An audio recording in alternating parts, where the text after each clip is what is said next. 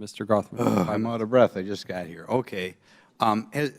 First of all, for you, Mr. Throckmorton, and if maybe somebody's asked this question. If they've asked it, just say, go to the next question.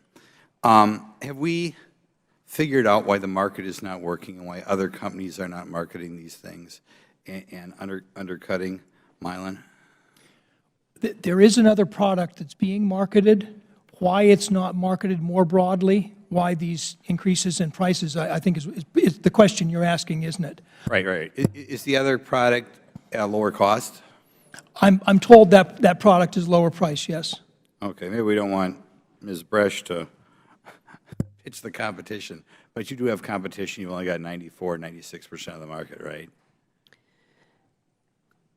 That's our current market share, but there's been products in and out of this marketplace over the years. So, and as Are there products in the marketplace today? pardon me? Are there products in the marketplace today? Yes, yes. And are they lower priced than your product?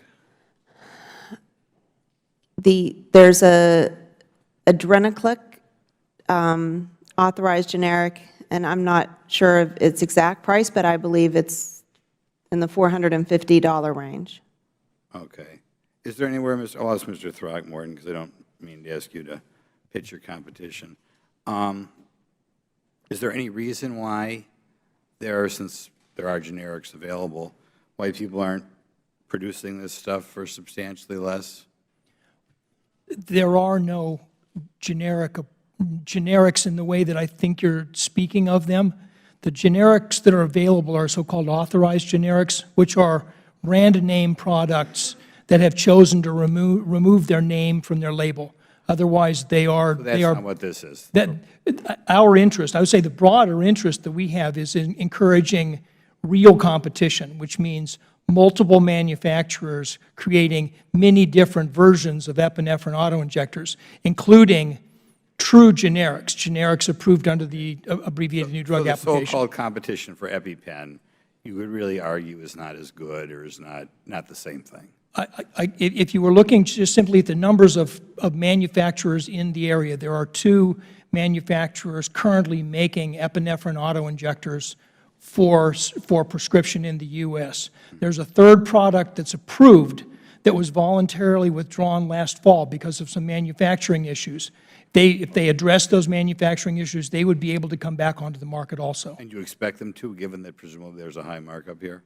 We are offering any assistance that we can to them to do exactly that. Now my next question for Ms. Bresch, kind of a more difficult question, and I'm not suggesting any governmental problem, but I read a book a little while ago by Charles Murray. I don't know if you're familiar with him, famous author. He talked about the moral decline of America. And a lot of that moral decline, he focused on what I'll call the underclass and a lifestyle that is not something that many people in my age group had when we were growing up. But he focused a little bit on the upper class. And one of the things he focused on, which I think maybe collectively isn't a huge amount of money, maybe it adds, a penny to each prescription of drugs you have, but I think it's bad for the fabric of society. Now, I realize it's legal, and I'm not just targeting you because it's common across the board. It came up earlier that, you're making whatever, $19 or $20 million a year, and that's fine. Maybe that's a half cent out of every prescription you guys make. But the point Murray made is there was a time in this country where chief executives got along making a lot less, and they apparently make a lot less in sizable companies around the globe. And I think the point he made was this is a sign of greed, and while it may be a relatively small amount for every person in the country, it probably tears a little bit at the moral fabric as people who work for companies and make relatively small amounts of money look at the chief executive making more money than anybody could possibly imagine. Do you ever feel guilty or have pangs of guilt making such a large sum of money, not as somebody who founded the company, but as an employee who really doesn't have a lot of risk yourself? Look, I am blessed and fortunate. I've been working at this company for 25 years and representing 40,000 employees. So what Mylan has continued to provide access to multiple medications here in the U.S., over Yeah, 600 products. I know, and I'm sure there are many employees who work for you who do wonderful things, valuable scientists who are saving people's lives. I'm just saying, as you walk around the cubicles and see all the people making $40,000 or $50,000 or $60,000 a year, do you ever feel guilty that you and the board of directors and such have arranged to have you make $20 million a year? I love that Mylan is trying to make a difference every day in what we do and how much product and how much access we are bringing, and the savings to this country alone, which over the last decade have been $180 billion. Probably more the scientists who work for than you, but you understand what I'm saying. Maybe you don't understand.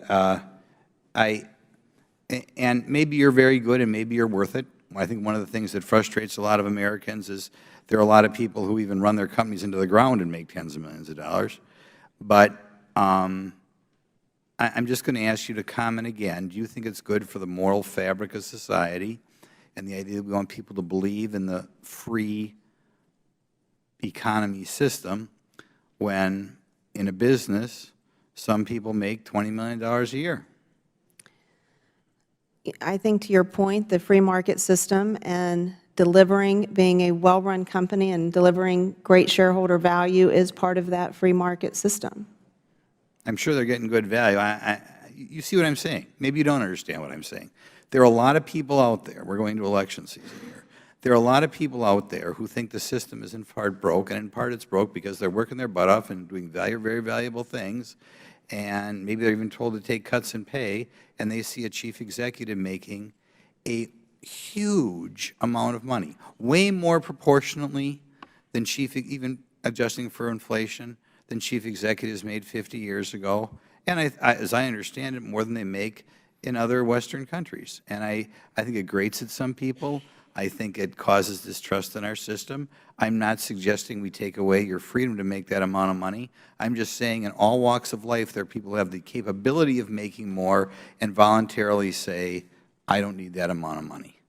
And I just wondered if you had any comments on the system that we have in America where so many chief executives, not just you, seem to be making far more money than I think anybody would even know what to do with. And that's my only question.